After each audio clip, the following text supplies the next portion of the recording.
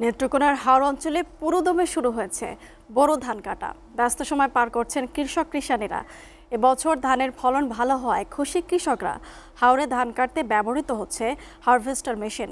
কোনো প্রকার প্রাকৃতিক দুর্যোগ দেখা না দিলে আগামী কয়েকদিনের মধ্যেই হাওরের পুরো ধান কাটা শেষ হওয়ার আশা কৃষি বিভাগের। নেত্রকোনা থেকে দেবল চন্দ্র দাসের প্রতিবেদন।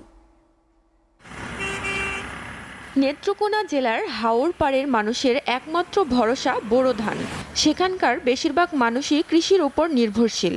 বোরো ধান ঘরে তোলা যেন তাদের একটা স্বপ্ন।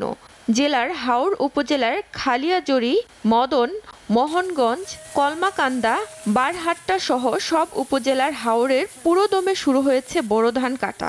আবহাওয়া অনুকূলে থাকলে নির্বিঘ্নে ফসল ঘরে তুলতে পারবে বলে জানান কৃষকরা। ফসল ভালো হয়েছে, সুস্থ করে জমি আনতে পারবে। কৃষক যদি সুন্দর মতো ফসল তুলতে পারে তাহলে দেশটা একটা সমৃদ্ধশালী দেশ হইব। এবার হারভেস্টার মেশিন দিয়ে ধান কাটা ও মাড়াই করা হচ্ছে। কাঠা প্রতি ব্যয় হচ্ছে 5 থেকে 600 টাকা। তবে ধানের মূল্য কম বলেও জানান কৃষকরা। ধানটার দামটা যদি কৃষক ন্যায্য মূল্য পায়, 1200 টাকা দরে যদি বিক্রি করতে পারে তাহলে কৃষক বাঁচে। এখন পর্যন্ত প্রায় 50 ভাগ ধান কাটা হয়ে গেছে।